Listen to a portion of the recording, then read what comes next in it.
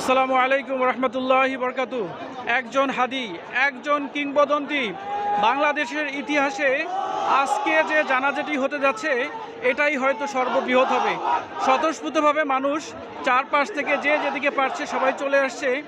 আলহামদুলিল্লাহ, মহান আল্লাহ তাআলা আমাদের শহীদ হাদি ভাইকে জান্নাতুল ফেরদৌস নসিব করুন এবং যে ত্যাগের বিনিময়ে, যে আশাবাদ ব্যক্ত করে, যে কারণে আজকে হাদি শহীদ হয়েছে, আমি বাংলাদেশের সর্বসাধারণ জনগণকে বলবো এই জিনিসটাকে বুকে আঁকড়ে ধরে বাংলাদেশ থেকে সব ধরনের দুর্নীতি, অন্যায় সব কিছুকে বন্ধ যদি করতে পারি তাহলে এই হাদির জীবন বিসর্জন সার্থক হবে।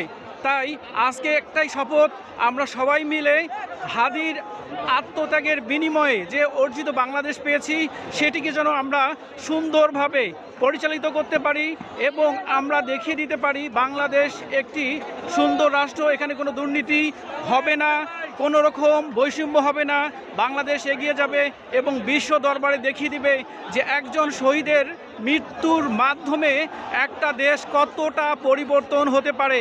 তাই আওয়াজ তুলুন, হাদি হত্যার বিচার চাই, সুন্দর বাংলাদেশ চাই এবং আগামীর বাংলাদেশ একটা দৃষ্টান্ত হিসেবে সারা বিশ্বের কাছে উপস্থাপন হবে। আল্লাহ হাফেজ।